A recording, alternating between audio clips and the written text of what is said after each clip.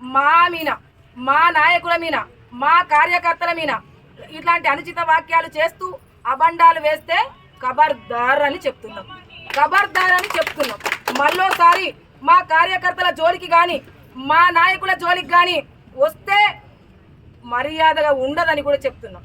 నీ మాటలు మార్చుకో, నీ మాటలు మార్చుకో, మర్యాదగా మాట్లాడడం నేర్చుకో, బాగుంటుంది, గౌరవం దొరుకుతుంది.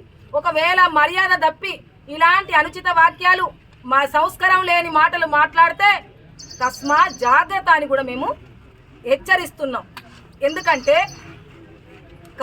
సీతక్క గారు మినిస్టర్, ఎవరైనా నీ ప్రభుత్వం ఉన్నప్పుడు వందలాది సార్లు అభివృద్ధి కొరకు ఎప్పుడైనా వచ్చారా అనేసి మేము ప్రశ్నిస్తున్నాం. ఇప్పుడు మంత్రి గారు, మరి మా గౌరవనీయులు సీతక్క గారు ఒక ఆదివాసీ బిడ్డగా ఈ ప్రాంతానికి వందలాది సార్లు వచ్చి మరి గల్లీ గల్లీ పల్లె పల్లె తిరుగుతూ ఇక్కడున్నటువంటి పరిస్థితులను తెలుసుకుంటూ మరి ఎప్పటికప్పుడు పరిష్కారం కొరకు పనిచేస్తే అది జీర్ణించుకోలేక ఇష్టం వచ్చినట్టు వాక్యాలు చేస్తావా, ఇష్టం వచ్చినట్టు మాట్లాడతావా, విశ్వప్రసాద్ గారు ఎవరు అని అంటావా, విశ్వప్రసాద్ గారిని తల్లి గారిని తిడతావా.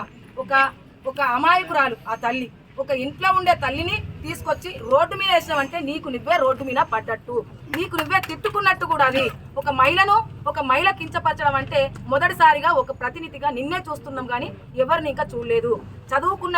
చదువు రానిటువంటి మహిళ రోడ్ కొంటి తిరిగేటువంటి మహిళలు కూడా ఇలా మాట్లాడరు, ఎవ్వరు కూడా ఇట్లా మాట్లాడరు.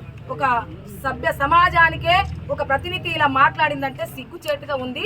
ఒక మంచి ఒక సంస్కారాన్ని నేర్పేటువంటి, ఒక మంచి విషయాలు తెలిపేటువంటి, అభివృద్ధి కోరుకునేటువంటి ఒక మహిళ అయితే ఇలాంటి వాక్యాలు మాట్లాడేదానివి కాదు. ఇక ముందు తస్మా జాగ్రత్త.